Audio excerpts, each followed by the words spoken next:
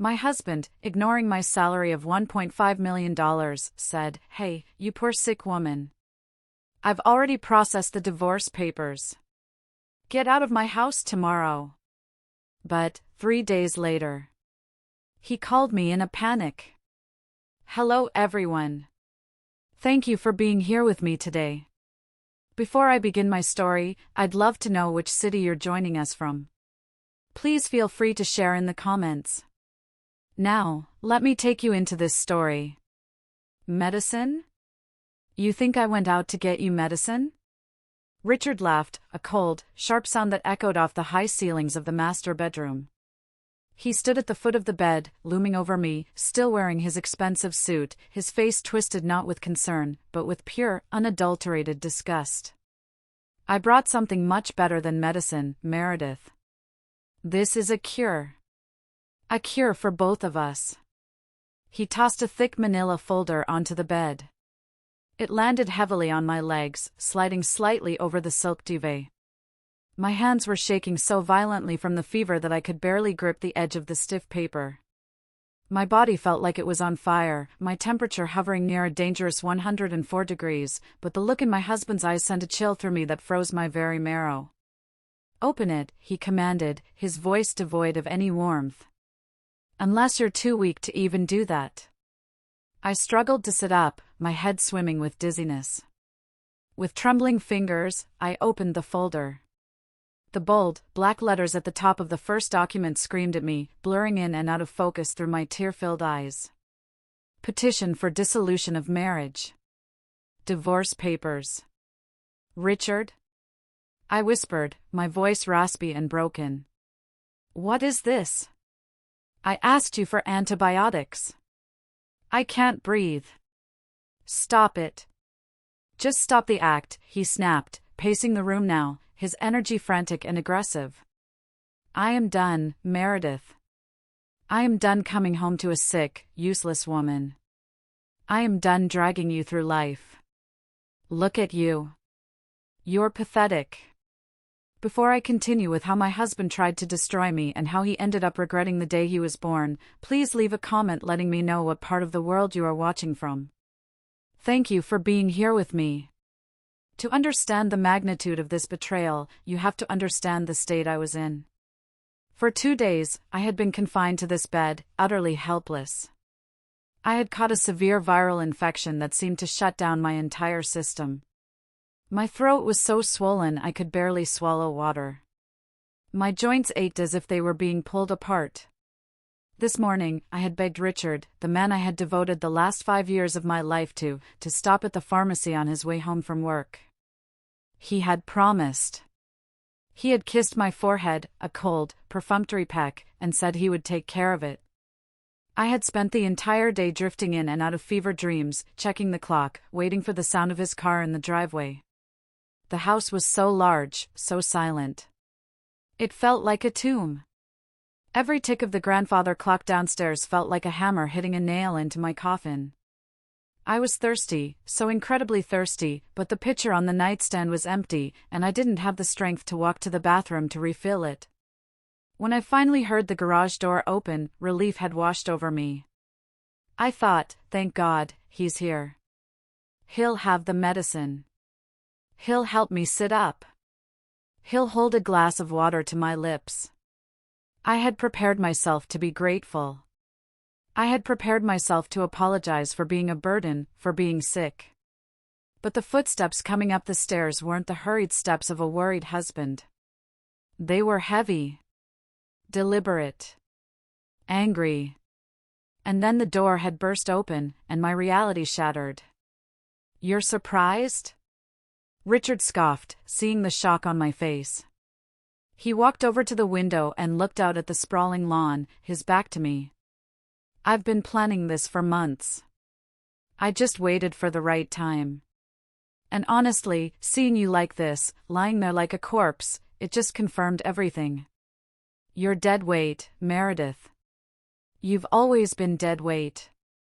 "I'm just sick, Richard," I managed to choke out, tears streaming down my face, hot against my fevered skin. "People get sick. I took care of you when you broke your leg. I took care of you when you had the flu last year. That's different, he roared, spinning around to face me. I am a successful executive. I bring value to this world. You? What do you do? You stay at home. You cook. You clean. And now you can't even do that. You're just a drain on my resources. He walked closer, his eyes scanning the room I had decorated, the sanctuary I had built for us. I want a wife who matches my status. Someone vibrant. Someone young. Someone who doesn't look like this. He gestured vaguely at my sweating, pale form. I clutched the divorce papers to my chest, not because I wanted them, but because they were the only thing grounding me to reality. The fever was making the room spin, making the edges of his silhouette blur.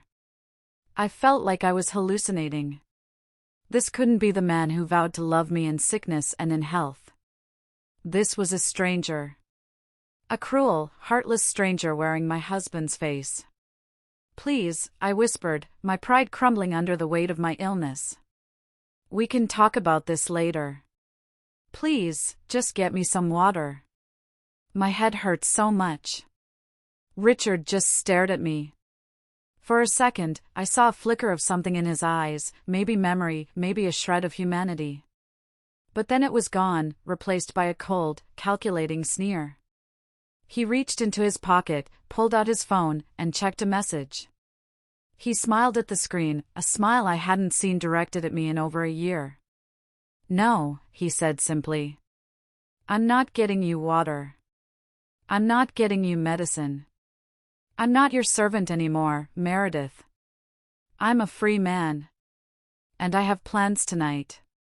He looked at me one last time, his gaze stripping away every ounce of dignity I had left. Read the papers, he said. And don't fall asleep. You have a lot of packing to do. The silence that followed his declaration was heavier than the air in the room. Richard didn't leave immediately. He seemed to derive a sick sort of pleasure from watching me struggle to process his words.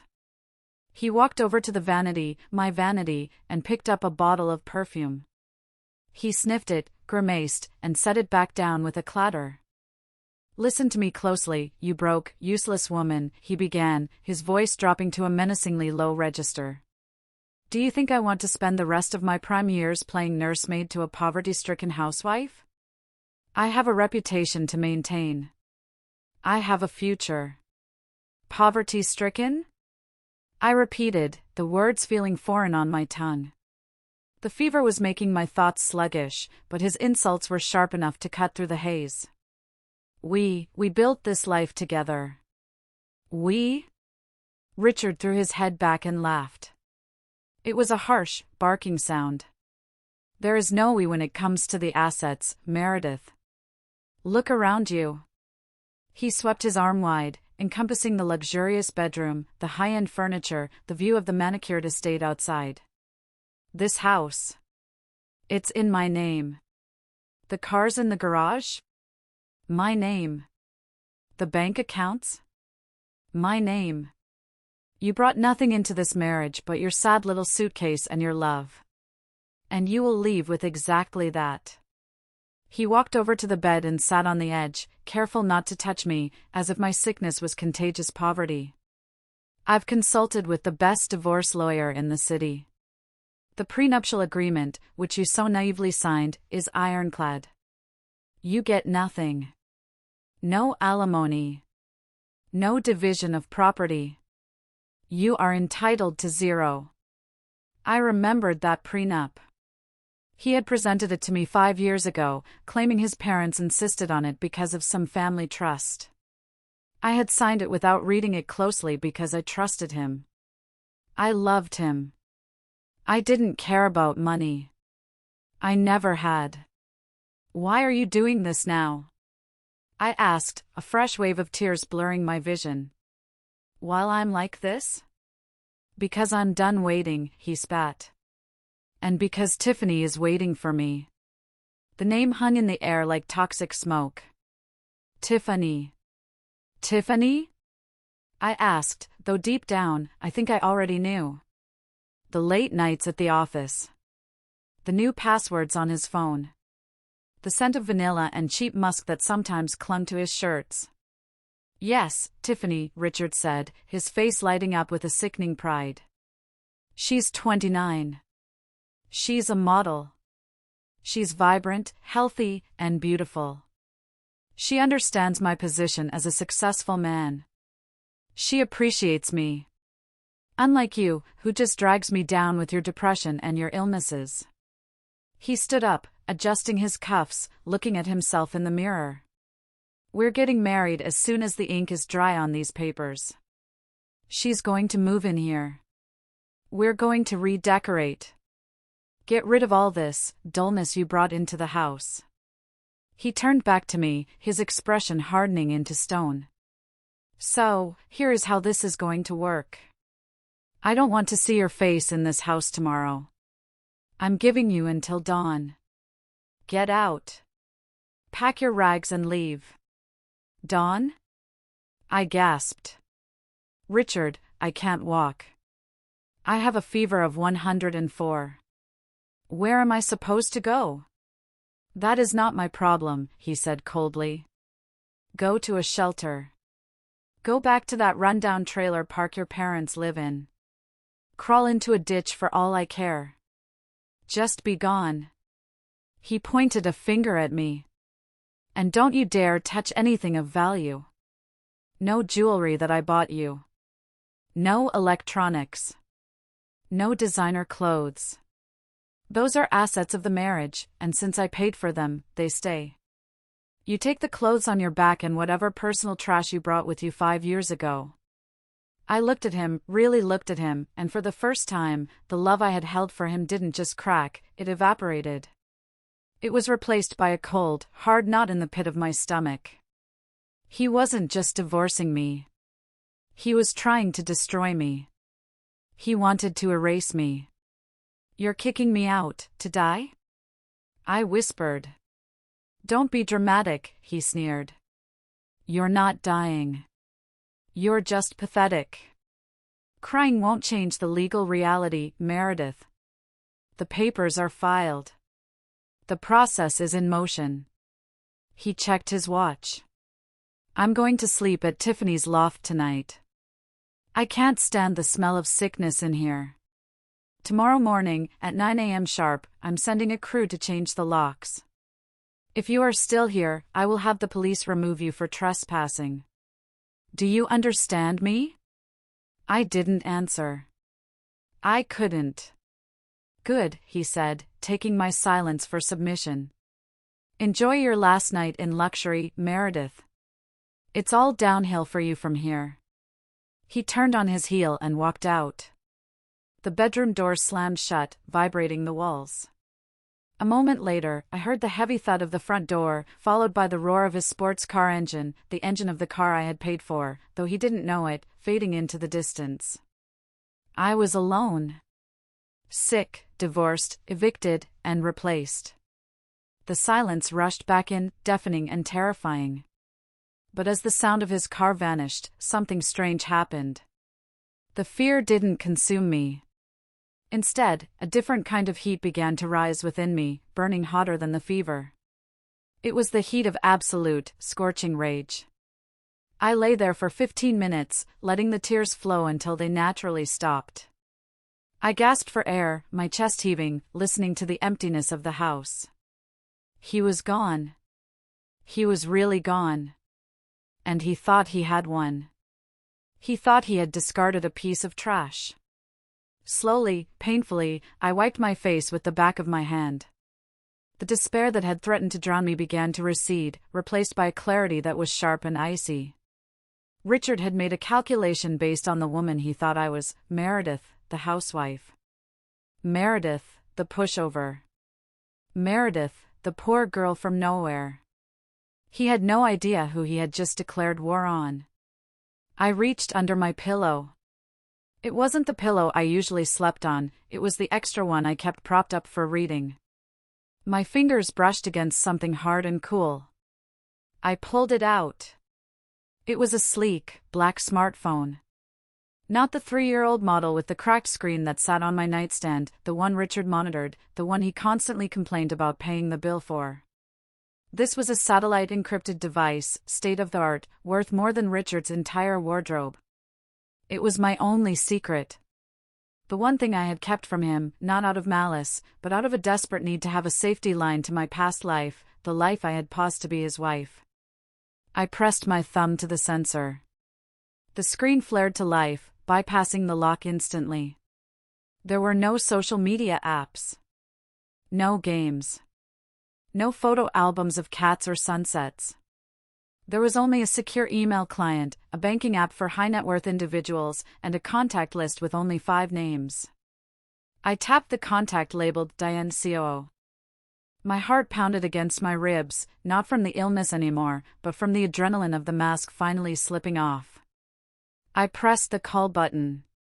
It rang once. Chairwoman? Diane's voice came through instantly, sharp, alert, and professional. It was 9 p.m., but I knew she would answer.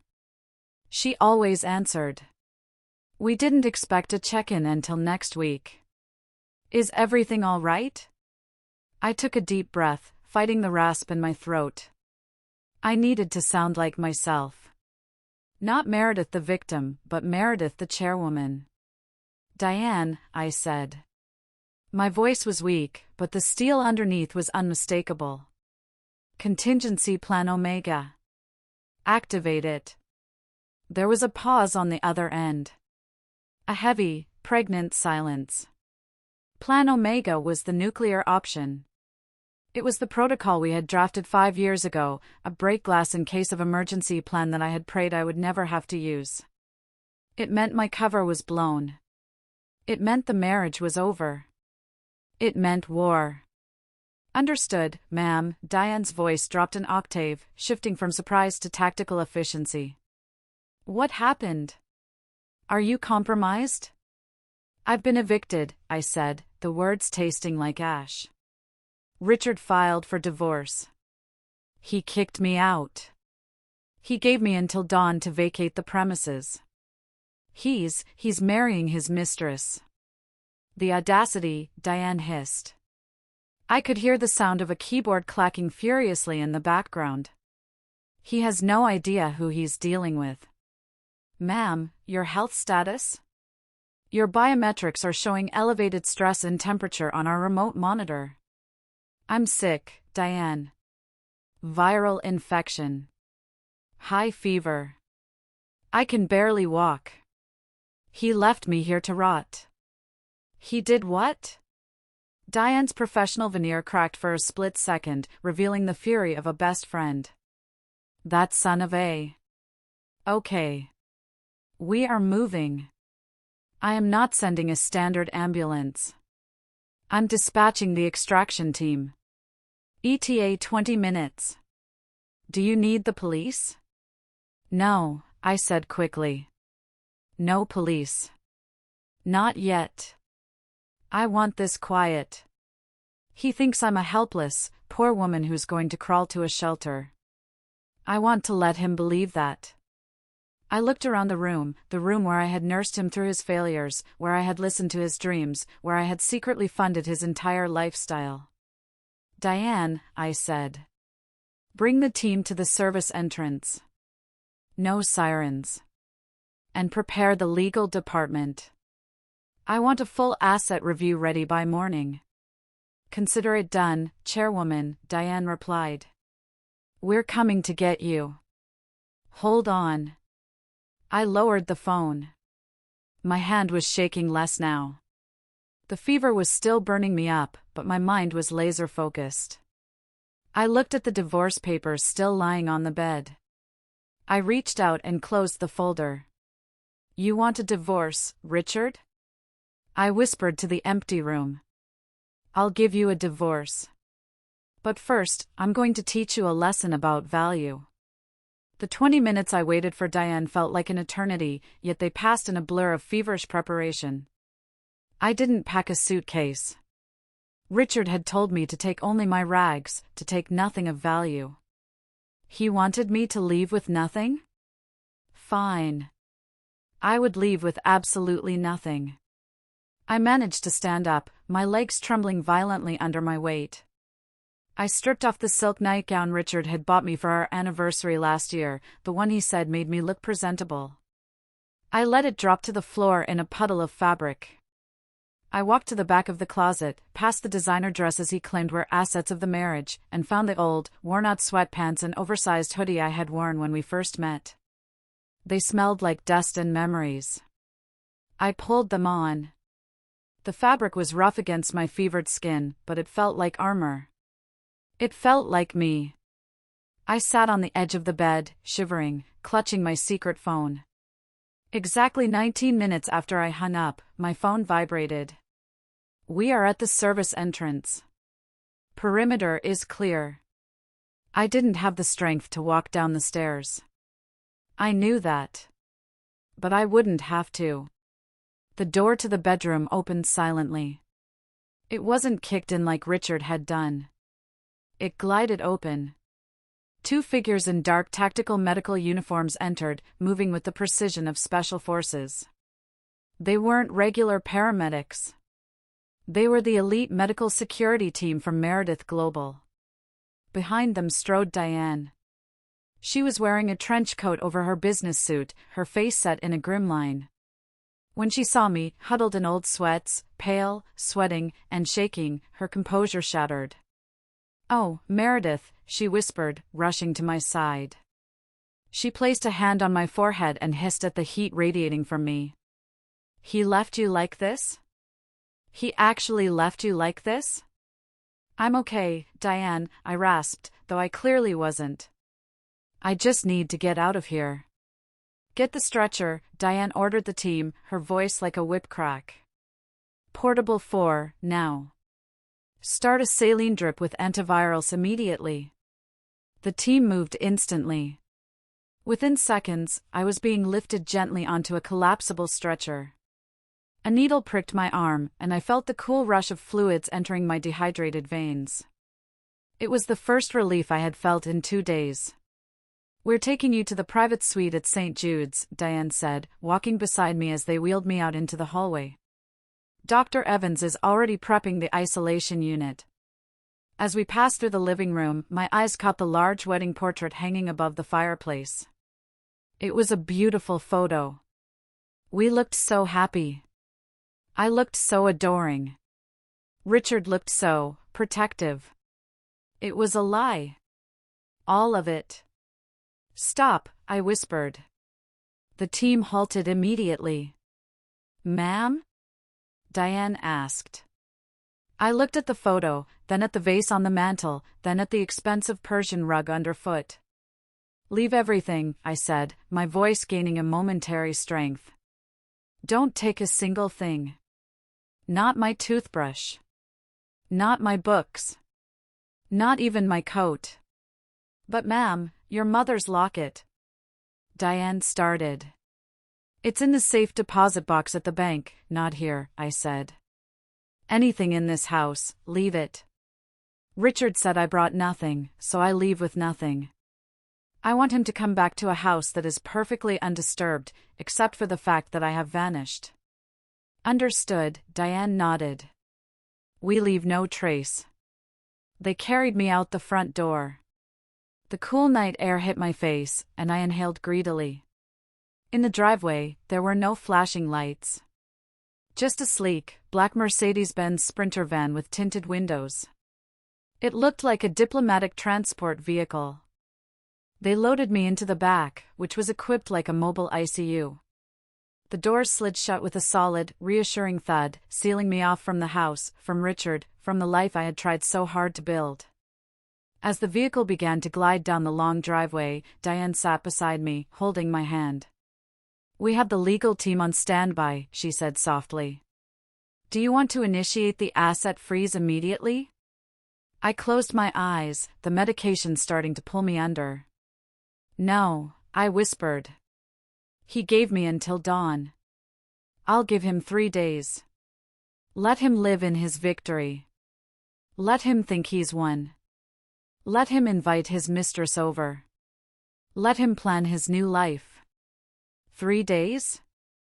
Diane asked, raising an eyebrow. That's generous.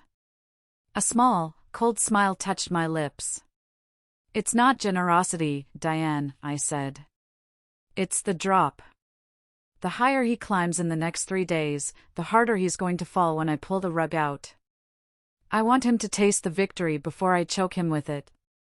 The Ford drip was doing its work, cooling the fire in my blood, but as the van sped through the night toward the city, my mind drifted back. Back to the beginning. Back to why a woman with a net worth of over $500 million was living in the suburbs pretending to be a penniless housewife. 5 years ago, I wasn't just Meredith. I was Meredith Blackwood, the sole heiress and CEO of Blackwood Pharmaceuticals, which I had rebranded as Meredith Global Enterprises. I had inherited the company when my parents died in a plane crash when I was 22. I spent my 20s drowning in work, fighting off board members who thought I was a naive little girl, and turning the company into an empire. But I was lonely. God, I was so lonely. Every man I dated eventually revealed himself. It was always about the money. Always. I'd see them glancing at the check, calculating my worth. I'd hear them bragging to their friends about landing a whale. One fiancé tried to embezzle from the charity foundation I ran. Another proposed to me only to present a prenup that guaranteed him $50 million if we divorced after 2 years. I became paranoid. I stopped trusting anyone. I retreated into my work. Then, I met Richard. I was doing undercover charity work, something I did to stay grounded. I was serving food at a soup kitchen in downtown Chicago, wearing no makeup, jeans, and a volunteer t-shirt. Richard came in, not to eat, but to volunteer as part of a court-ordered community service for a minor traffic violation. He didn't know who I was. To him, I was just Meredith, the quiet volunteer with sad eyes. He was struggling then. He had just been fired from his first sales job. He was depressed, angry at the world, and feeling like a failure. But he was kind to me.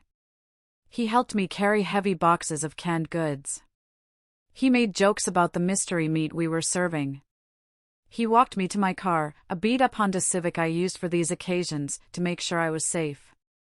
We started talking. We started dating.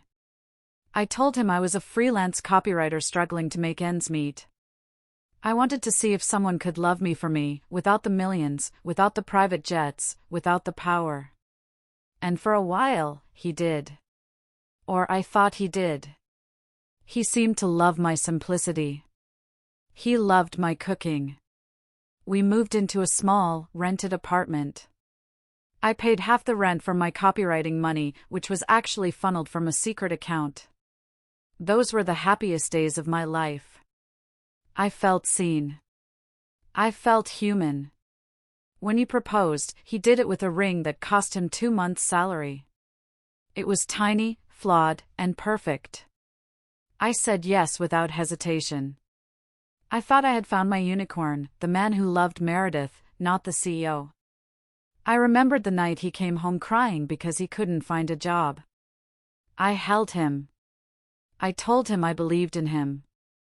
I'm a loser, Meredith, he had sobbed into my shoulder. I can't even buy you a decent dinner. You deserve better. I don't need better, I had whispered, stroking his hair.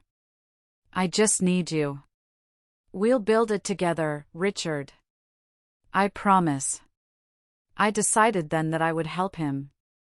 But I couldn't just hand him $1 million, it would destroy his ego, and it would reveal my secret. So, I did it from the shadows. I used my connections. I made a few anonymous calls. Suddenly, Richard got an interview at a mid-sized logistics firm. Suddenly, he got the job. He came home beaming, lifting me off my feet. I did it, Mare. I did it on my own, he shouted. I smiled and kissed him. I knew you could. I thought I was helping him build confidence. I didn't realize I was feeding a monster. Over the next few years, as I quietly orchestrated his rise from the background, Richard changed. The money, his salary, which was good but not extravagant, started to go to his head. He became obsessed with status. He started criticizing my cheap clothes. He started making comments about how I lacked ambition because I was just a housewife, since I had stopped the fake copywriting job to manage the household and, secretly, my empire.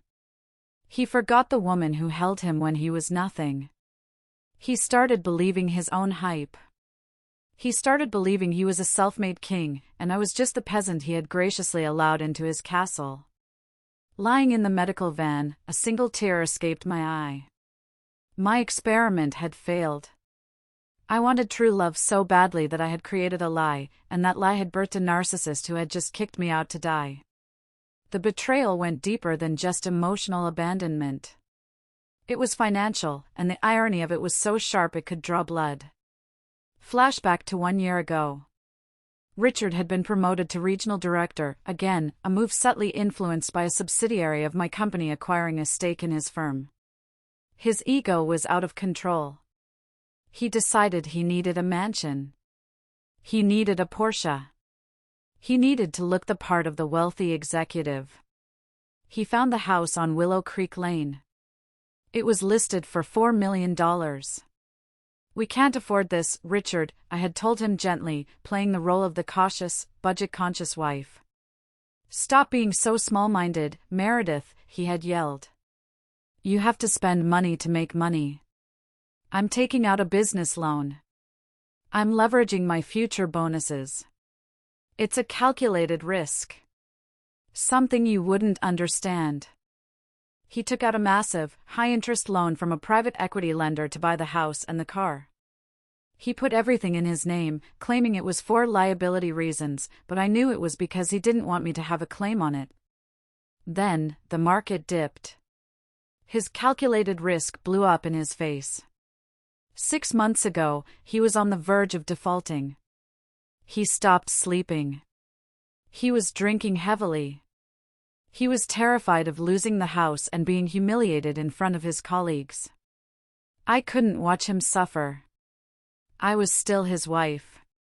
I still loved the man he used to be. So, I called Diane. "Buy the debt," I instructed her. "Chairwoman, this is a bad investment," Diane had argued. "The asset is over-leveraged.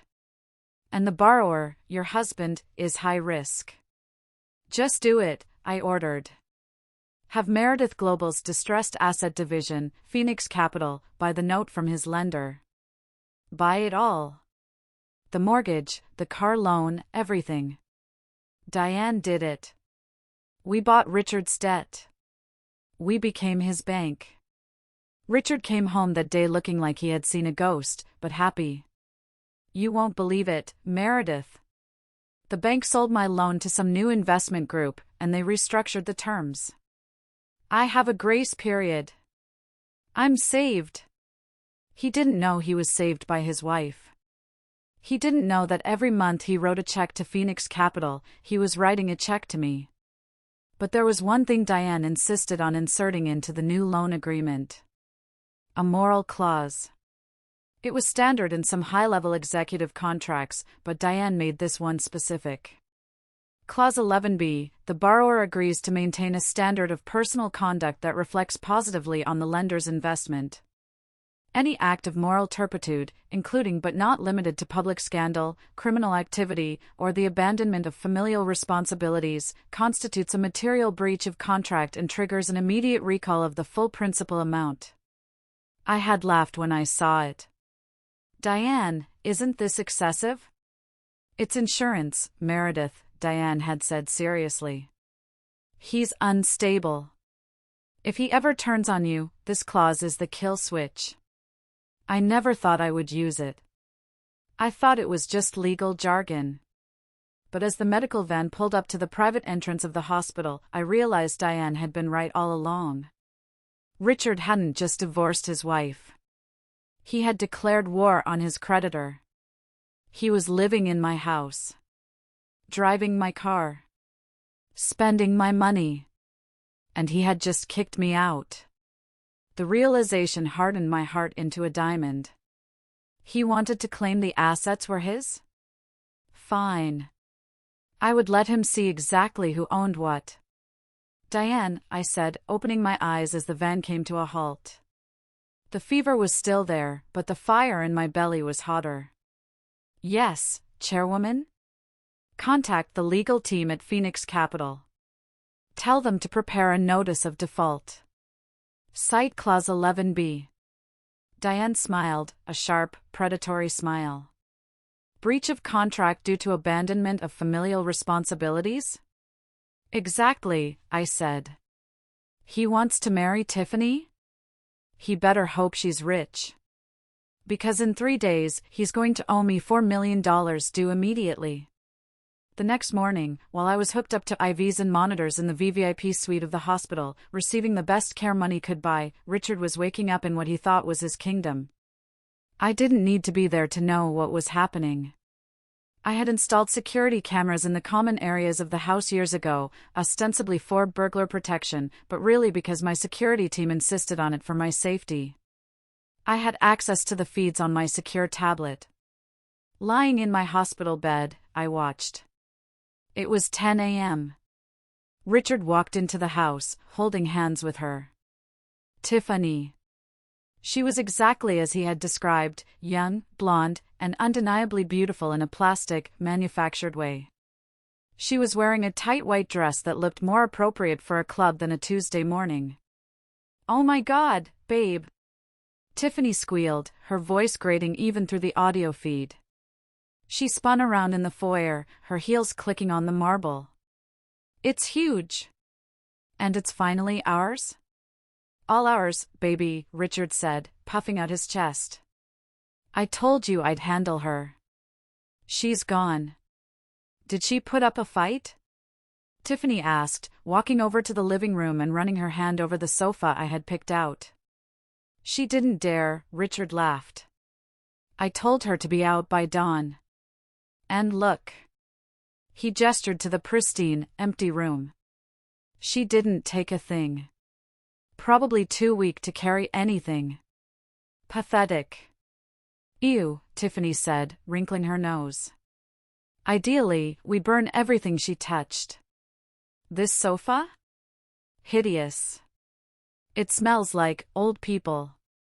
I watched, gripping the edges of my hospital blanket, as she criticized everything. The curtains were drab. The art was boring. My kitchen, where I had cooked thousands of meals for Richard, was outdated.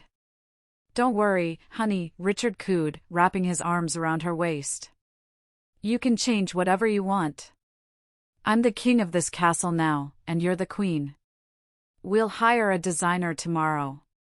Get rid of all this junk." "Junk?" I whispered to the screen.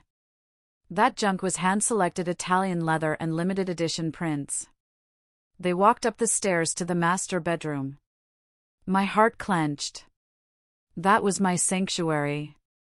Tiffany threw open the door and flopped onto the bed where I had been lying in agony less than 24 hours ago. "So much space," she cheered. Then she saw the nightstand. My side of the bed. She opened the drawer. Empty. She went to the closet.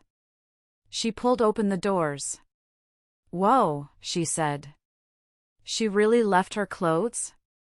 She pulled out a vintage Chanel jacket I had bought at a consignment shop years ago, or so I told Richard. It was actually brand new. She held it up against herself. "Kinda frumpy," she giggled. "But maybe I can sell some of this on eBay? Make some pocket money?" "Throw it out," Richard said, coming up behind her and kissing her neck. "I don't want any trace of her in here. Tonight, we celebrate. A new beginning. Just you and me. And your money," Tiffany added, turning to kiss him. "And my money," Richard agreed. It was nauseating. It was like watching vultures pick at a carcass before the animal was even dead.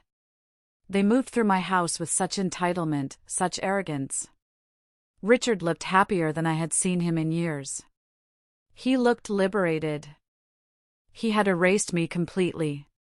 In his mind, I was already a distant memory, a problem solved.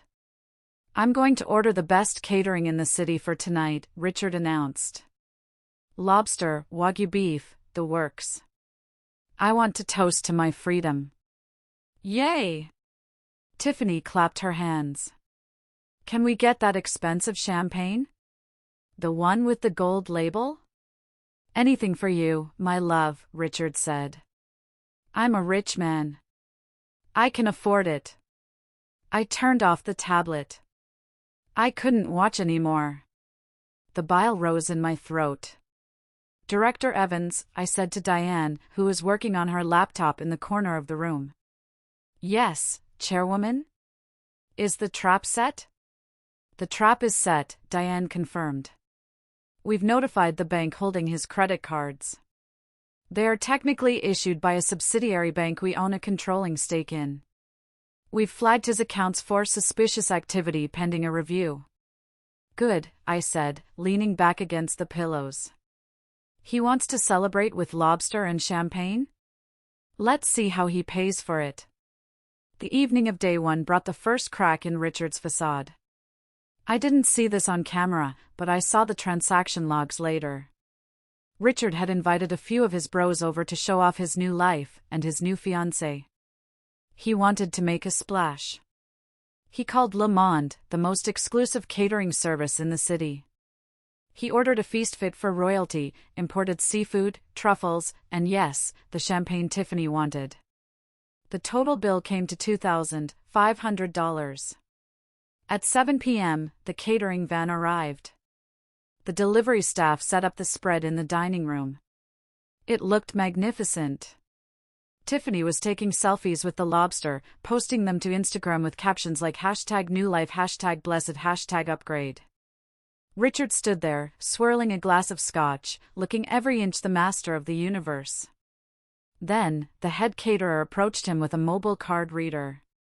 Mr. Blackwood, the man said politely. If we could just settle the bill before we leave? Of course, Richard said loudly, making sure his friends heard. Put it on the black card. He pulled out his sleek, black credit card, the one he was so proud of, the one whose limit I had secretly increased 3 times so he wouldn't be embarrassed at business dinners. He handed it over with a flourish. The caterer inserted the chip. A moment of silence. Beep. I'm sorry, sir, the caterer said, frowning at the machine. It says declined. Richard laughed, a nervous, dismissive chuckle. That's ridiculous. The limit on that card is 50,000. Try it again. It's probably your machine. The caterer tried again. Beep. Declined, do not honor. The room went quiet. Tiffany stopped taking selfies. Richard's friends exchanged awkward glances. Here, use this one, Richard said, his face flushing slightly red. He pulled out his platinum visa. Beep. Declined. Sweat started to bead on Richard's forehead. This is absurd. There must be a system outage at the bank. I just used these yesterday. Do you have another form of payment, sir? The caterer asked, his politeness straining. Cash? Debit? I. Richard stammered. He pulled out his debit card. This was linked to his salary account. Surely, there was money there. Beep. Insufficient funds. Insufficient funds? Richard shouted. That's impossible. I just got paid last week. Tiffany walked over, her voice sharp. Richard, what is going on? This is embarrassing. It's a mistake, babe. It's a glitch, Richard insisted, his hands shaking now. He looked at the caterer, who was now looking at him with suspicion. Look, I'm good for it. You know who I am. Just bill me. I'm afraid I can't do that, sir. Policy. Payment upon delivery, the caterer said firmly. He signaled to his team. Pack it up, boys. Wait! Richard yelled. Don't take the food. He scrambled. He had a secret stash of cash in the safe in his study, money he had skimmed from bonuses that he didn't tell me about. I knew about it, of course, but I had let him keep it as his play money. Wait here, he snapped. He ran to the study, opened the safe, and grabbed the stack of bills. It was his emergency fund. He ran back downstairs and threw the cash at the caterer. Here. Take it. Keep the change. The caterer counted the money, nodded, and left the food. But the damage was done. The air of invincibility was gone. Everything okay, Rich? One of his friends asked, looking at his beer bottle doubtfully. Fine. It's just the damn bank's fraud protection, Richard lied, wiping sweat from his upper lip. They probably froze the cards because of the large transaction. I'll call them in the morning and tear them a new one. Tiffany looked at him, her eyes narrowing. She wasn't looking at him like a king anymore.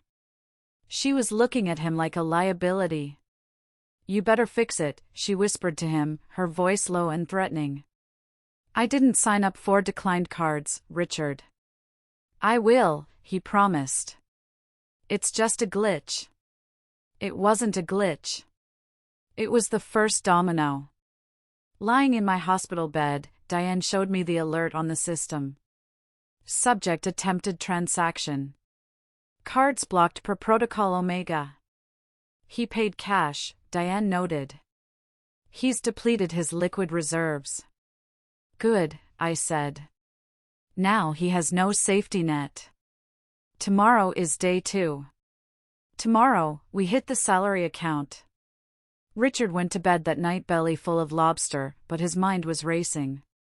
He thought it was an annoyance.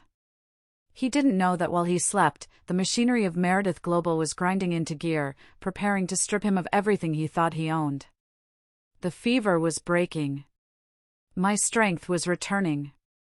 And Richard's time was running out. The sun rose on day 2, casting a harsh, unforgiving light on Richard's delusions. He didn't sleep well. The humiliation of the catering incident had gnawed at him all night. He woke up determined, angry, and fully convinced that this was all just a massive clerical error. I'm going to the bank, he told Tiffany, who was sulking over a breakfast of cold cereal because the gourmet meal had been taken away. I'm going to get someone fired for this. He dressed in his best suit, an Italian wool blend that cost $3,000, and drove to the downtown branch of Sovereign Wealth Bank. He didn't park in the public lot, he pulled right up to the VIP valet circle. He slammed the door of the Porsche and marched inside, bypassing the long line of regular customers to head straight for the glass-walled office of the branch manager. Mr. Blackwood, the receptionist chirped, though her smile looked a bit strained. Do you have an appointment? I don't need an appointment, Richard barked. I'm a platinum client. Get the manager. Now. 5 minutes later, he was sitting across from Mr. Henderson, the branch manager. Henderson looked uncomfortable. He kept shifting in his leather chair, avoiding Richard's eyes. Fix it, Richard demanded, throwing his black card onto the mahogany desk. Your system embarrassed me in front of my guests last night. Declined? Insufficient funds? Do you know who I am? I know exactly who you are, Mr. Blackwood, Henderson said quietly. He typed something into his computer and turned the screen so Richard could see it. And the system isn't broken. Your accounts are frozen. Frozen? By who? The IRS? Richard laughed nervously. I pay my taxes. Not the IRS, Henderson said. By the primary lien holder of your debt. A company called Phoenix Capital, a subsidiary of Meredith Global Enterprises. Richard frowned. Meredith Global? Who are they? I've never heard of them. They bought your mortgage and your business loan 6 months ago, Henderson explained. Yesterday, at 5 p.m., we received a Level 1 default notice from their legal department. It triggers an automatic freeze of all liquid assets associated with the debtor to cover the outstanding principal. What principal? Richard stood up, slamming his hands on the desk. I make my monthly payments. I've never missed a payment. According to the notice, Henderson read from a document, you triggered a non-financial breach of contract. Something about the moral clause? Richard blinked. Moral clause? That's boilerplate nonsense.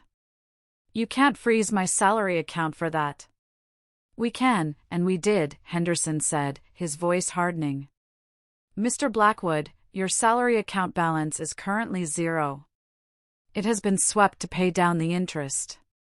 Your credit cards have been revoked. You effectively have no money in this institution. You can't do this, Richard stammered, the color draining from his face. I have bills. I have a fiancé. I suggest you contact Phoenix Capital, Henderson said, standing up to signal the meeting was over. And Mr. Blackwood? Valet services are for customers with active accounts. Please move your vehicle immediately, or we will have it towed. Richard stumbled out of the office. The bank lobby seemed to spin. The tellers, the security guard, the other customers, they all seemed to be looking at him, judging him. He felt naked. He felt small. He walked out into the bright sunlight, his hands trembling so hard he dropped his keys. He stared at the Porsche, the car he loved more than he had ever loved me. It was still there, gleaming, beautiful. But for how long? He sat in the driver's seat, gripping the steering wheel, trying to breathe. He had no access to cash. No credit. And a mysterious company named Meredith Global was hunting him. The name nagged at him. Meredith. My name. But he dismissed it instantly. It was a common name. There was no way his frumpy, sick, stay-at-home wife was connected to a corporate shark like Meredith Global. It was just a cruel coincidence. Richard looked at his reflection in the rearview mirror. The arrogance was gone, replaced by a dawn of terror. He was beginning to realize that the ground beneath him wasn't solid rock, it was a trapdoor, and the latch had just been pulled. Richard sat there, paralyzed, the realization crashing over him like a tidal wave. He was broke. Completely, utterly broke. And the nightmare was only just beginning. If you are listening to this and you can feel the walls closing in on Richard, if you are rooting for justice to be served, please help me out. Like this video and comment the number 1 down below. Let me know you are with me, that you are part of this journey. Your support means the world to me. Comment 1 so I can see you. And now, listen closely, because what happens next is where the trap snaps shut. Richard drove home in a daze, driving 10 miles under the speed limit because he couldn't afford a ticket. When he pulled into the driveway of the estate, he saw a nondescript sedan parked near the gate. A man in a cheap suit was leaning against it, smoking a cigarette. As soon as Richard exited his car, the man flicked the cigarette away and approached him. Richard Blackwood? Who's asking? Richard snapped, though his voice lacked its usual bite. You've been served, the man said, shoving a thick envelope into Richard's chest. Courtesy of Sterling and Croft, representing Phoenix Capital and Meredith Global Enterprises. The man got in his car and drove away before Richard could even react. Richard stood in the driveway, tearing open the envelope. His hands were shaking so badly he ripped the paper. He pulled out the legal documents. Notice of acceleration and demand for payment in full. He scanned the pages, his eyes widening with every paragraph. Pursuant to the loan agreement dated, date, the borrower has violated Clause 11, Section B, the moral clause, specifically regarding the preservation of family stability and spousal welfare. Evidence has been submitted confirming the borrower's abandonment of his legally wedded wife, Meredith Blackwood, during a medical crisis, and the cohabitation with a mistress, Ms. Tiffany Miller, on the premises secured by the lender. This conduct constitutes a material breach, damaging the reputation of the collateral. Total amount due immediately, $4,250,000. Failure to remit payment within 24 hours, deadline, 9 a.m., day 3, will result in immediate foreclosure and repossession of all secured assets, including the property at 12 Willow Creek Lane and the 2024 Porsche 911. $4 million? Richard whispered, his knees buckling. 24 hours? He dropped the papers on the asphalt. The wind caught a few pages, scattering them across the lawn like dead leaves. Clause 11b, he muttered. He remembered me handing him the contract a year ago. I had told him, the new lender has some specific requirements about character, Richard. Just make sure you read it. He hadn't read it. He had been too busy popping a bottle of champagne, celebrating that his debt had been magically bought out. He had signed his life away, and his arrogance had been the pen. He gathered the papers and ran inside. The house was quiet. Tiffany was in the living room, painting her nails, surrounded by shopping bags from yesterday's spree, bags she probably planned to return now that the money tap was dry. "Richard?" she asked, looking up. "Why do you look like you've seen a ghost? Did you fix the bank thing?" "We're in trouble, Tiff," Richard said, his voice trembling. "Big trouble. They're calling the loan. All of it." "What does that mean?" Tiffany frowned, blowing on her wet nails. "It means I need $4 million by tomorrow morning, or we lose the house." Tiffany froze. The nail polish brush dropped onto the expensive rug, leaving a bright red stain. "Lose the house?" she screeched. "Are you kidding me? You told me you owned this place. You told me you were rich." "I am rich," Richard yelled back, trying to convince himself. It's a liquidity issue. And it's Meredith's fault. It says I violated the contract by kicking her out." He paced the room, running his hands through his hair. Meredith. She must have known. She must have known someone at this company. That quiet, mousy little woman, she set me up. I don't care who set who up. Tiffany stood up, her face twisting into a scowl. "Fix it, Richard. I am not going to be homeless. I told my friends I was moving into a mansion, not a cardboard box. I will fix it." Richard grabbed his car keys again. "I'm going to find her. She's behind this. I know she is. She's probably crying at her parents' house right now. I'll go there. I'll make her call them off. She'll do anything I say. She always does." "She better," Tiffany hissed. "Because if this house goes, I go." Richard didn't even hear the threat. He was already running out the door. He was desperate. He was terrified. And for the first time in 5 years, he realized that the useless wife he had discarded held the keys to his entire existence. He got back into the Porsche, the engine roaring to life. He drove fast, reckless, heading toward the modest neighborhood where my parents lived, the place he despised, the place he hadn't visited in 3 years because it was beneath him. He was going to demand, to beg, to threaten. Whatever it took. He had to find Meredith. The drive to my parents' house took 40 minutes. Richard spent the entire time rehearsing what he would say.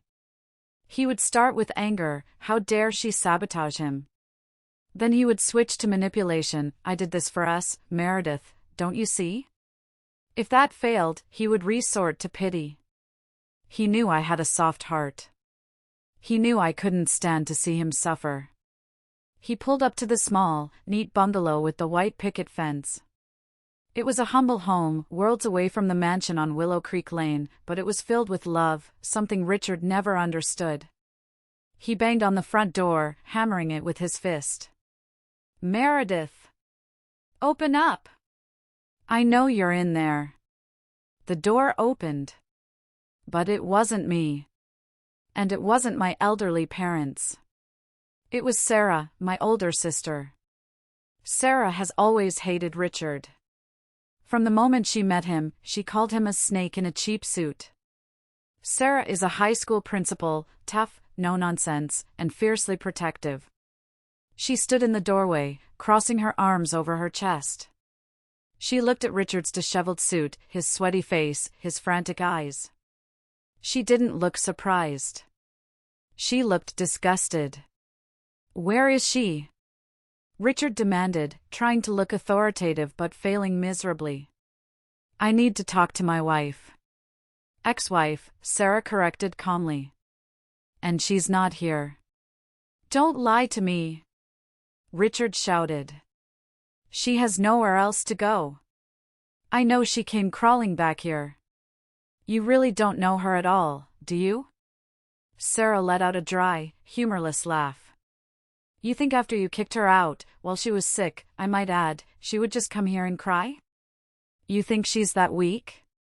"I need her to make a call," Richard pleaded, his tone shifting to desperation. "There's been a mistake with the bank. A company. Meredith Global, they're trying to ruin me because of her. She needs to tell them to stop. Tell her I'll let her keep the car. I'll even give her some alimony."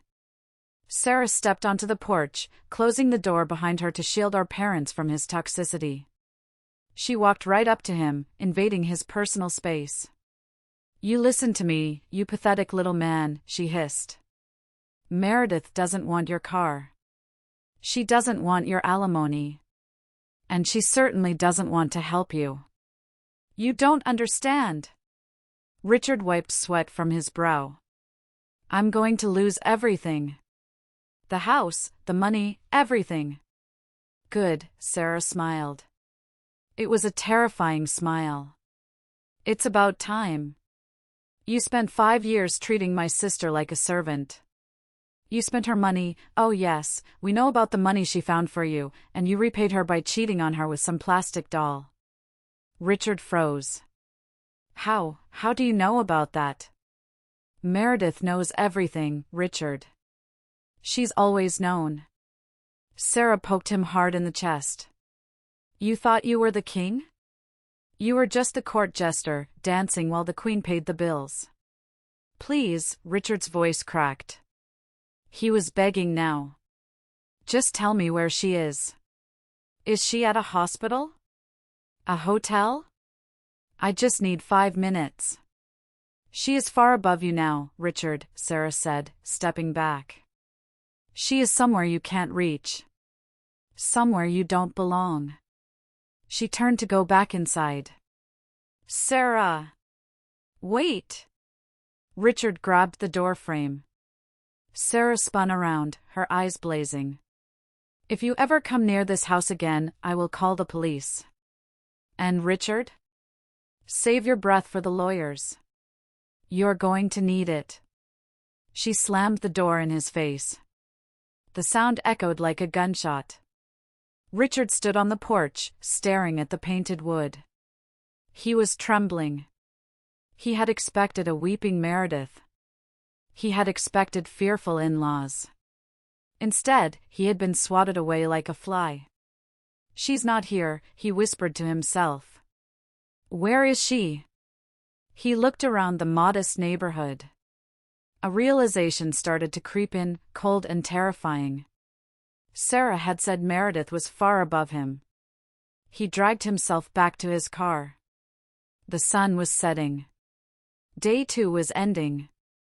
He had 12 hours left before the deadline. He had no money. No wife to manipulate.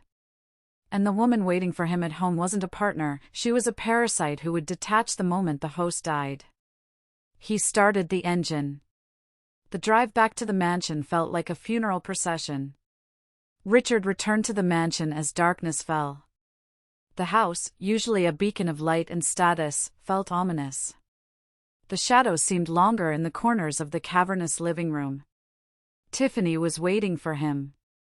She wasn't dressed in lingerie or waiting with a drink like she used to. She was sitting on the sofa, fully dressed in jeans and a jacket, scrolling through her phone. The shopping bags from yesterday were gone, likely stashed in her car. Well, she asked, not even looking up. Did you fix it? Richard slumped into the armchair opposite her. He looked aged, 10 years older than he had been 2 days ago. His suit was wrinkled, his tie loose. I couldn't find her, he admitted, his voice hollow. Her family blocked me. The bank won't budge. The lawyers won't take my calls without a retainer, and I can't pay the retainer because my cards are frozen. Tiffany finally looked up. Her face was a mask of cold calculation. So, what are you saying? We're broke? It's temporary, Tiff. Richard tried to reach for her hand, but she pulled away. I just need a bridge loan. Or maybe you could help. You have that savings account you told me about? The money from your modeling contracts? Tiffany let out a sharp, incredulous laugh. My money? You want to use my money? Just for a few days. To pay the lawyer. To stop the foreclosure. Richard pleaded. We're in this together, right? You're my future wife. Tiffany stood up, looking down at him with pure disdain. The mask slipped completely. There was no love in her eyes. There never had been. I'm not your wife, Richard. And at this rate, I never will be. I didn't sign up to bail out a loser. Loser? Richard recoiled as if slapped. I gave you everything. This house. The jewelry. The trips. You gave me those things because you wanted a trophy. Tiffany yelled. And now you're asking the trophy to pay for the shelf? You lied to me, Richard. You acted like you were a billionaire. But you're just a fraud. A middle management nobody who spent money he didn't have. I did it for you. Richard screamed, standing up. I kicked Meredith out for you. And look how that turned out. Tiffany shot back. At least Meredith had dignity. You're just pathetic. She walked toward the door. Where are you going? Richard asked, panic rising in his chest. I'm going to a hotel. A cheap one, probably, since you can't pay for the Ritz anymore, she spat. And don't expect me to be here tomorrow when the repo men come. I have a reputation to maintain, and I won't be seen with a bankrupt man. You can't leave me. Richard grabbed her arm. Not tonight. I don't want to be alone here. Tiffany shook him off with surprising strength. Let go of me. You're on your own, Richard. Figure it out. She walked out the front door. Richard heard her car start up and speed away. He was alone. Again. 3 nights ago, he had kicked me out of this house. He had thought he was trading up. He had thought he was exchanging a sick, useless wife for a vibrant, loving goddess. Now, the goddess was gone, revealing herself to be a mirage. And the wife? The wife was the ghost haunting every corner of this empty, unpaid-for mansion. Richard walked to the kitchen. He opened the fridge. It was empty, except for a bottle of expensive champagne he had bought for the celebration that never happened. He popped the cork. It was a lonely sound. He drank straight from the bottle, wandering through the dark house. He went to the master bedroom.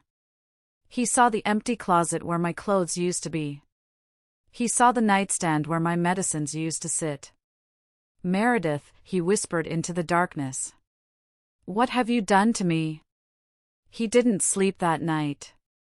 He sat in the middle of the living room floor, drinking the warm champagne, watching the clock tick toward 9 a.m. Tick. Tock. The deadline. He was waiting for the executioner. He just didn't realize that the executioner wasn't coming with an axe. She was coming with a fleet of trucks and a clipboard. The morning of day 3 didn't bring sunlight, it brought a gray, oppressive overcast sky. At 8:55 a.m., Richard was still sitting on the floor, still wearing his wrinkled suit from yesterday. He hadn't showered. He smelled of stale alcohol and fear. At 9 a.m. sharp, the intercom buzzed. "Mr. Blackwood? This is the asset recovery team for Phoenix Capital. We have a court order." Richard didn't answer. He didn't move. A few minutes later, he heard the sound of a drill on the front door lock. The lock I had paid for. The door I had welcomed guests through. The door swung open. A team of 6 men in gray uniforms walked in. They were efficient, silent, and terrifying. They weren't the police, they were private contractors, the kind who specialize in high-end repossessions. Leading them was a man in a sharp suit holding a clipboard. He looked around the messy living room, spotted Richard on the floor, and sighed. "Mr. Richard Blackwood?" Richard looked up, his eyes bloodshot. "It's my house," he slurred. "Get out." "Not anymore, sir," the man said calmly. "As of 9:01 a.m., title has reverted to the lender due to default. We are here to secure the premises and assets." The man snapped his fingers. The team moved. 2 men went straight to the garage. A moment later, Richard heard the distinctive roar of the Porsche being started, followed by the grinding sound of it being loaded onto a flatbed truck. "My car!" Richard scrambled to his feet, stumbling toward the window. He watched as his prized possession, the symbol of his manhood, was chained down and driven away. "Please," he begged the man with the clipboard. "Just give me a week. I can get the money. I have contacts." "You had 3 days, Mr. Blackwood. And you ignored the moral clause warning," the man said, checking boxes on his list. "Now, I need you to vacate the property. You may take personal items that fit into one bag. Everything else, furniture, electronics, appliances, stays." "One bag?" Richard gasped. "But, my suits. My watch collection. Purchased with funds from the defaulted loan?" "Those are assets of the lender," the man said coldly. "If you can prove you bought them with independent funds, you can file a claim later. For now, they stay." It was a lie, partially. I didn't want his cheap suits. But I wanted him to feel the strip search of his dignity. I wanted him to feel what I felt when he told me to take only my rags. Richard ran upstairs. He grabbed a gym bag. He threw in a few pairs of underwear, a t-shirt, his toothbrush. He tried to grab his Rolex from the dresser, but a security guard was already standing there. "Leave it, sir," the guard said, hand resting on his belt. Richard dropped the watch. He sobbed. A dry, hacking sound. He walked back downstairs. The house was already being tagged. Bright orange stickers that read seized property were being slapped on the TV, the sofa, the paintings. It was a visual desecration of his ego. "Time to go, sir," the lead agent said, opening the front door. Richard walked out. He stepped onto the driveway. The wind bit through his thin shirt. He had taken off his suit jacket in the heat of the moment and forgotten it inside. The door slammed shut behind him. He heard the deadbolt slide home.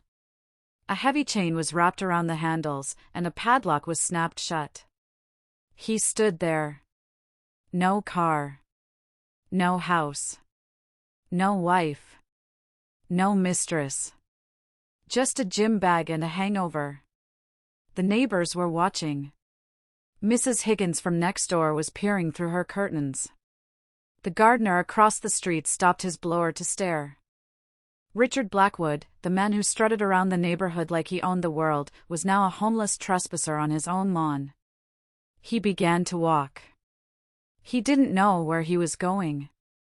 He just knew he had to get away from the staring eyes.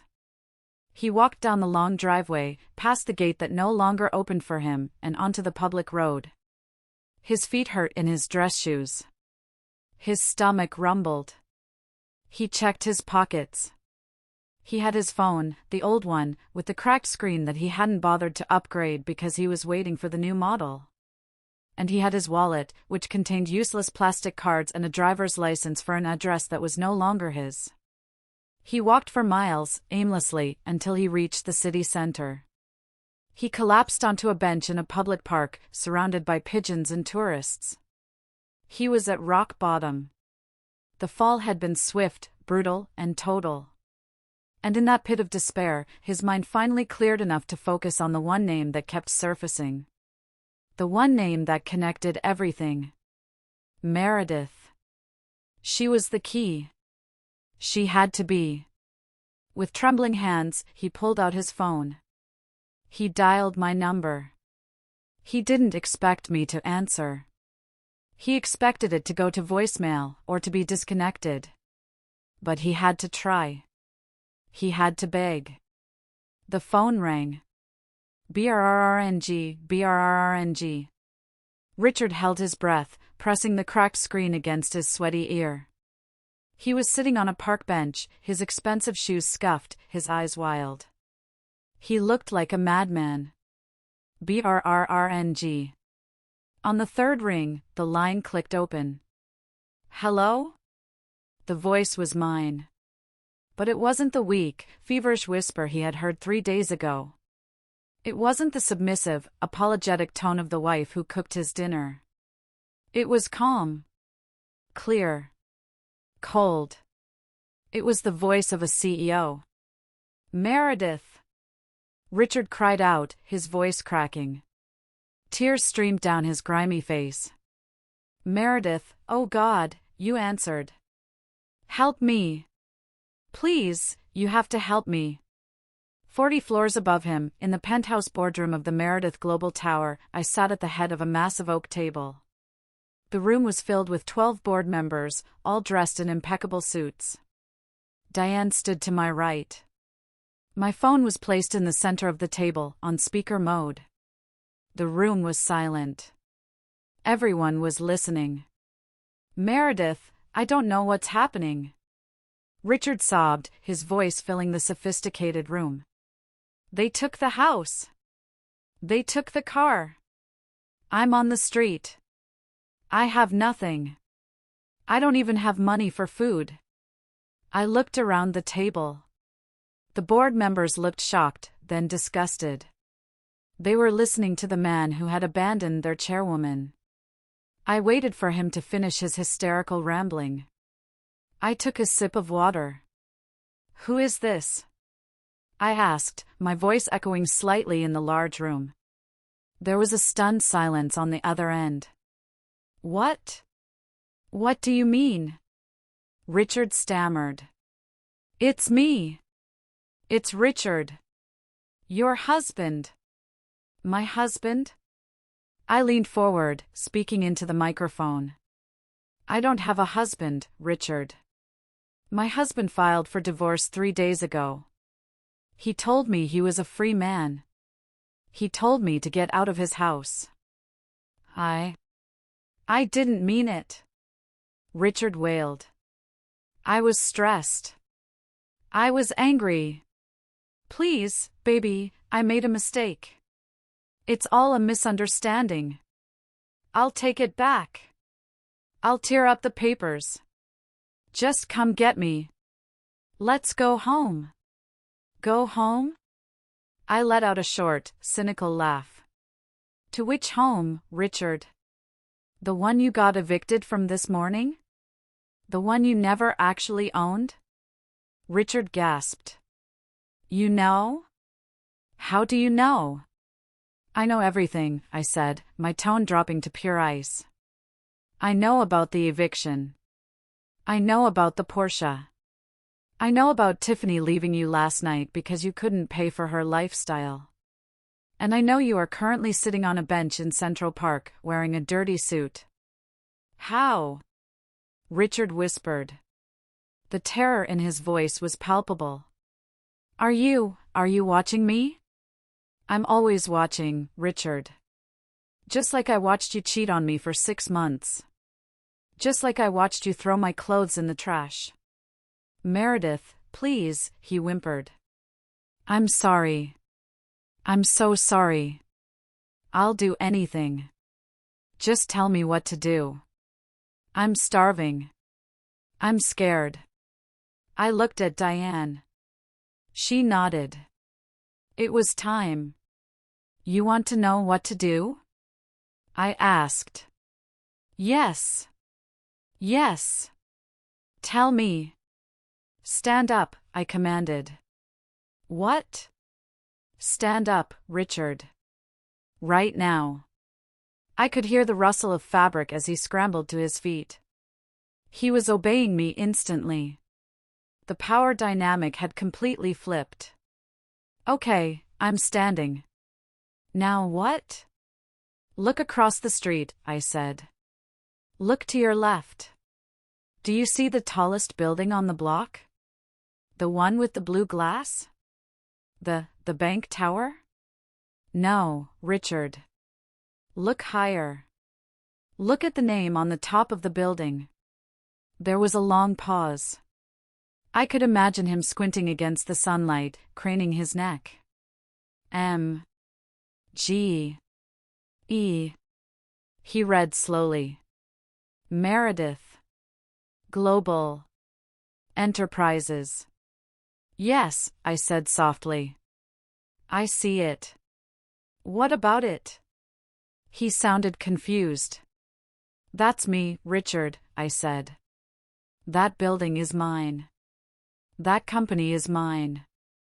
I am Meredith Global. The phone slipped from Richard's hand. It clattered onto the pavement, the screen cracking further, but the connection held. He scrambled to pick it up, his hands shaking so violently he almost dropped it again. You're lying, he whispered, his brain unable to process the information. You're a housewife. You make soap in the kitchen. You clip coupons. I made soap because I enjoyed the chemistry, I replied, my voice booming from the tiny speaker. I clipped coupons because I wanted to save you money, Richard. Because I knew your ego couldn't handle the truth. The truth? He choked out. The truth is that I have a net worth of over $500 million, I said, stating the number clearly for the board members to hear. They remained silent, respecting the moment.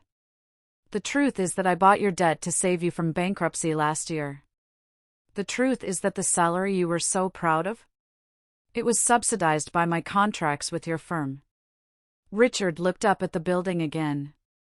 It towered over the city, a monolith of steel and glass, gleaming in the sun.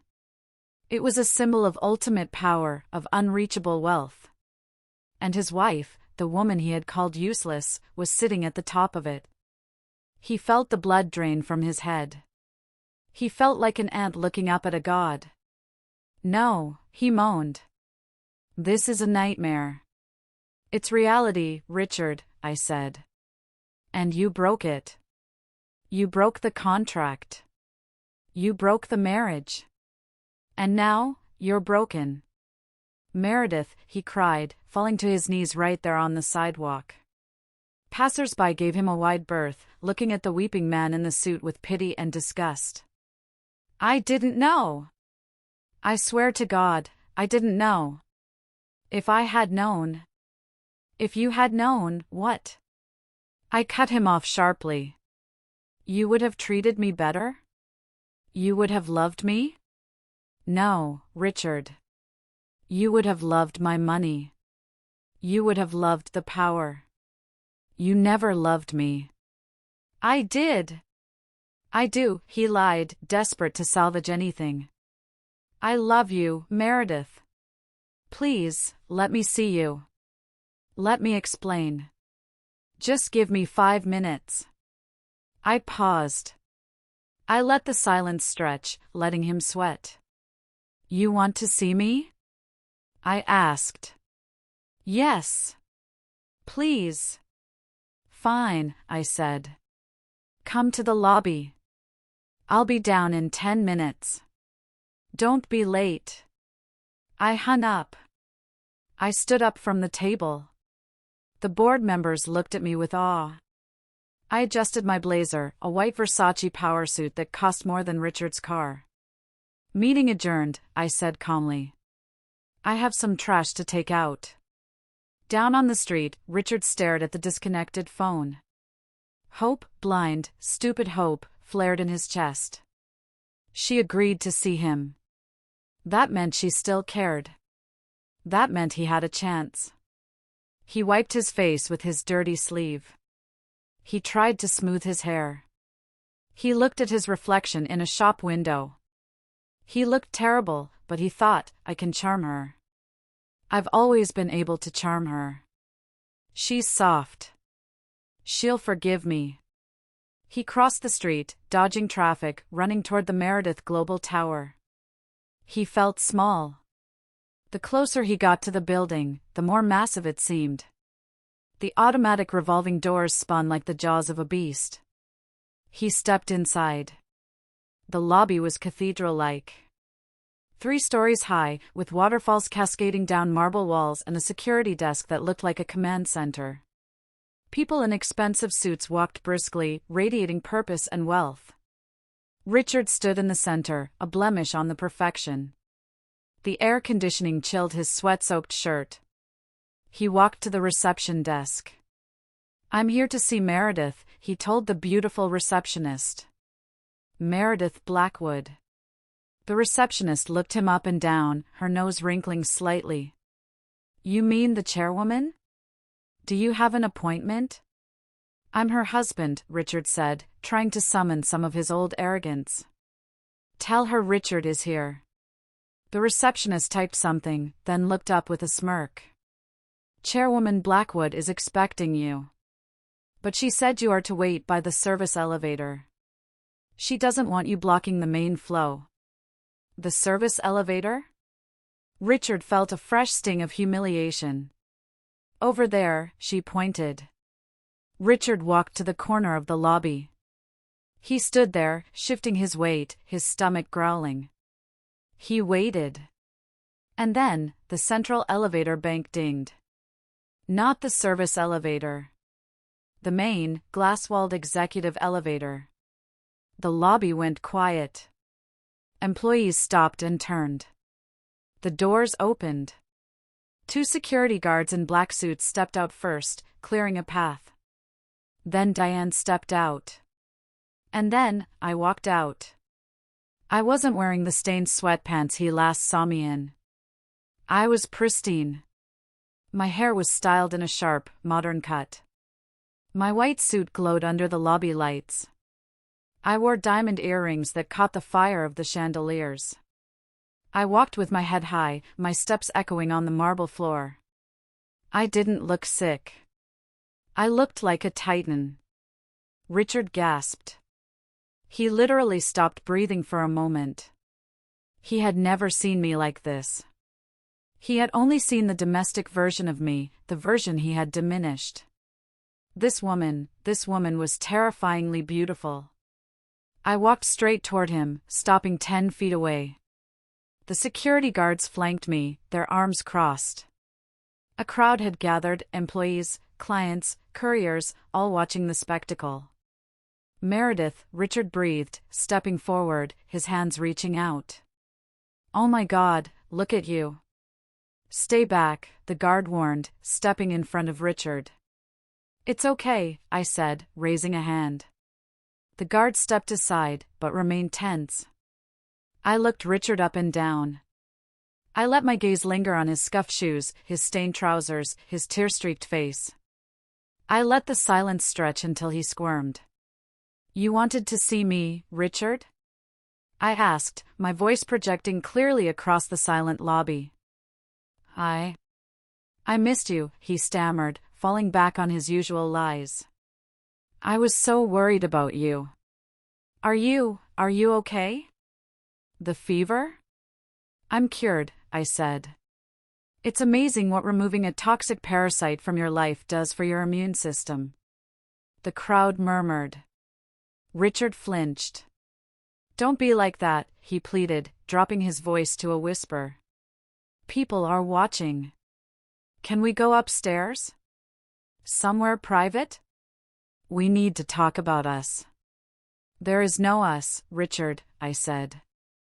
There is me. And there is you. And right now, you are trespassing. Trespassing? I'm your husband. He fell to his knees. Right there on the marble. He thought the dramatic gesture would move me. Meredith, I'm begging you. I made a mistake. A terrible mistake. I was stressed about money. I took it out on you. I'm sorry. Please, take me back. I love you. I'll do anything. He crawled forward, trying to grab the hem of my trousers. I took a step back, pulling a silk handkerchief from my pocket. I covered my nose and mouth, looking at him with pure revulsion. Get up, I ordered. You're embarrassing yourself. I won't get up until you forgive me, he wailed. Give me another chance. I can change. I can be the husband you deserve. Just let me come home. Let me come back to the house. The house is gone, Richard, I reminded him. And even if it wasn't, you would never set foot in it again. Then let me come live with you. Wherever you are. I don't care about the money. I just want to be with you. I looked at Diane. She handed me a file. You want to be with me? I asked. Or do you want to be with the owner of this building? With you. Only you. Liar, I said calmly. I threw the file at him. It scattered on the floor around his knees. Photographs. Dozens of them. Richard and Tiffany at dinner. Richard and Tiffany looking at rings. Richard and Tiffany laughing while I was at the doctor's office. I've known for 6 months, Richard, I said. I gave you every chance to come clean. I gave you every chance to be a decent human being. But you chose to kick a sick woman out into the street. Richard stared at the photos. He had no defense. Please, he whispered, looking up with dead eyes. I have nowhere to go. I'm hungry. I haven't eaten since yesterday. Meredith, spare some change? Help me get a hotel room? Anything? The room held its breath. The mighty Richard Blackwood was begging for pocket change. I looked at him. I felt a twinge of pity, but I crushed it instantly. I remembered his face when he threw the divorce papers at me. I remembered his laugh. You want money? I asked. Yes, please. Just a little. Diane, I said. Yes, Chairwoman? Does Meredith Global have any openings for unskilled labor? No, ma'am, Diane said loudly. Our janitorial staff requires a background check and character references. Mr. Blackwood would not qualify. I looked back at Richard. You heard her, I said coldly. My company doesn't hire beggars. And it certainly doesn't support them. I turned my back on him. Security, I commanded. Escort this man to the boardroom. I have one last thing to show him before you throw him out. Meredith! No! Don't leave me! Richard screamed as the guards hoisted him up by his armpits. I walked to the elevator without looking back. The doors closed, shutting out his screams. I stood in the silence of the elevator, taking a deep breath. It wasn't over yet. I had broken his heart. Now, I had to break his delusion completely. The guards dragged Richard into the conference room on the 40th floor. They shoved him into a chair at the far end of the long table. He slumped there, defeated, his head in his hands. Diane and I entered a moment later. I took my seat at the head of the table. A large screen descended from the ceiling. Look at the screen, Richard, I said. He didn't move. Look at it. I slammed my hand on the table. He jumped and looked up. The screen displayed a timeline. It was titled, Project Husband Investment and Return Analysis. Let's review the last 5 years, Diane narrated, using a laser pointer. Year 1, Meredith secretly arranges your interview at Logistics Corporation. Cost of bribe/influence, $15,000. Richard's mouth fell open. You got me that job? Year 2, Diane continued. Meredith secretly pays off your credit card debt of $40,000 so your credit score qualifies for a car loan. Year 3, Diane clicked the clicker. Meredith Global acquires a 15% stake in your company to ensure you are promoted to director. Cost, $2.5 million. Richard was shaking his head. No. I earned that promotion. I worked hard. You were mediocre, Richard, I said softly. You were always mediocre. I bought your career. Year 4, Diane said. The house. The debt buyout. Phoenix Capital purchases your bad loans. Total exposure, $4.2 million. Monthly payments made by Meredith Blackwood from secret personal account, $25,000. You were paying the mortgage? Richard whispered. But I wrote the checks. You wrote checks to a shell company, I explained. And I deposited the money into that shell company beforehand so the checks wouldn't bounce. I was paying myself, Richard. I was subsidizing your entire life. Why? He asked, tears streaming down his face again. Why would you do that? Because I loved you, I said, the sadness finally seeping into my voice.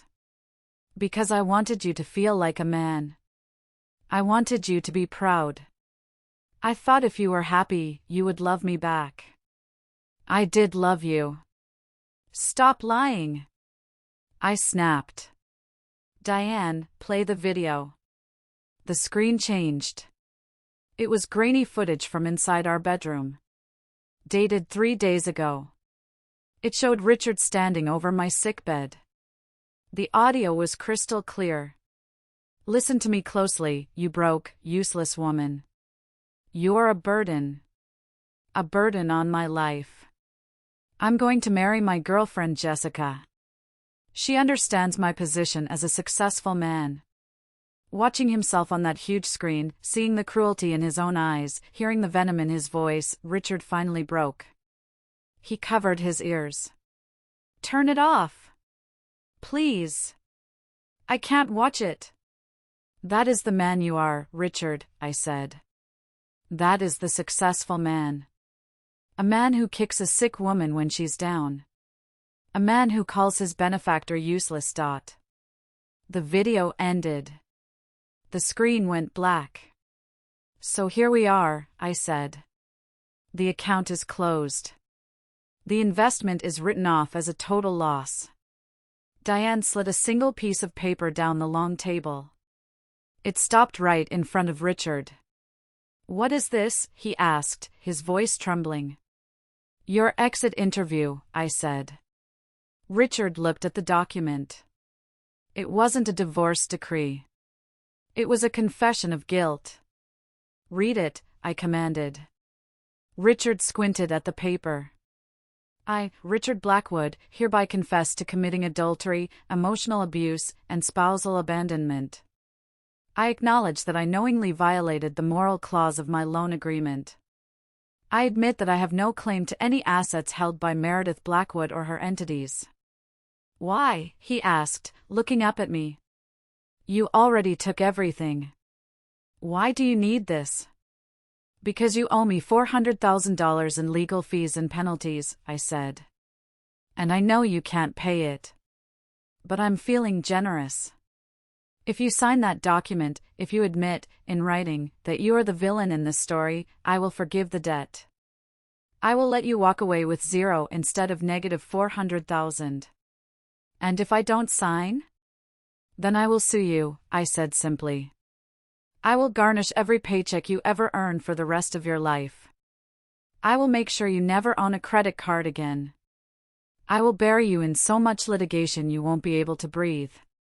Richard looked at the pen. It was a heavy, expensive Mont Blanc. And one more thing, I added. Diane? Diane smiled. Breaking news, Mr. Blackwood. An hour ago, Meredith Global completed a hostile takeover of the logistics firm you work for. We now own 51% of the shares. Richard's eyes widened in horror. My job is gone, I confirmed. As the new majority shareholder, my first act was to restructure the management team. You are fired, effective immediately. For cause. Meaning no severance package. Richard dropped his head onto the table. A deep, guttural sob escaped him. He had lost the past, his assets, the present, his comfort, and the future, his career. He picked up the pen. His hand shook so much he could barely write. But he signed. He signed away his pride. He signed away his lies. He pushed the paper back to me. Are you happy? He whispered. You destroyed me. I didn't destroy you, Richard, I said, standing up. I just stopped saving you. You destroyed yourself. I picked up the confession. I picked up the original divorce petition he had thrown at me, the one Diane had taped back together. I ripped his divorce petition in half. I am the one divorcing you, I said. On grounds of adultery and cruelty. And with this confession, I held up the paper he just signed. It will be granted immediately. You get nothing. I pressed a button on the intercom. Security. Remove him. The guards stepped forward.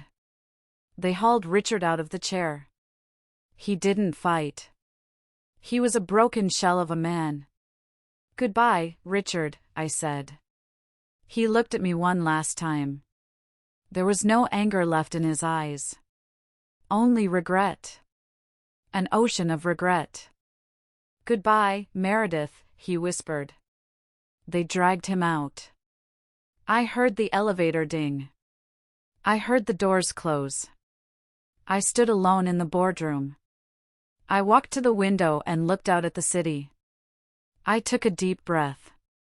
For the first time in 5 years, my chest didn't feel tight. I didn't feel the need to hide. I didn't feel the need to shrink myself to make a man feel big. I was Meredith Blackwood. And I was finally free. 6 months later. The city was bustling with the energy of spring. I walked out of the Meredith Global Tower, surrounded by reporters. We had just launched the Phoenix Foundation, a nonprofit dedicated to helping women restart their lives after financial abuse. Ms. Blackwood! Ms. Blackwood, a reporter shouted. What inspired you to start this foundation? I smiled at the camera. Personal experience, I said. I want women to know that their value does not depend on a man's approval. I want them to know they are stronger than they think. My life had blossomed. I reconnected with my family.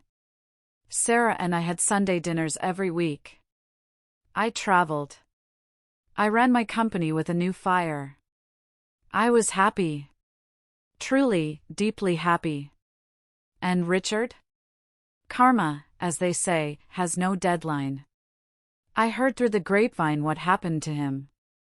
After being blacklisted from the corporate world, news of his moral clause violation traveled fast. He couldn't get a job in sales. He couldn't get a loan. Tiffany was arrested 2 months ago for soliciting in a high-end hotel bar. Her modeling career was over. And Richard. One evening, on my way home from a gala, my car stopped at a red light near the wholesale market district. I looked out the window. There, sitting on a crate, eating a sandwich wrapped in wax paper, was a man in a neon safety vest. He looked 10 years older. His hair was graying and unkempt. His hands were dirty with grease. It was Richard. He was working as a day laborer, loading trucks. He looked up as my limousine pulled alongside him. Our eyes met through the tinted glass. I don't know if he could see me, but he stopped chewing.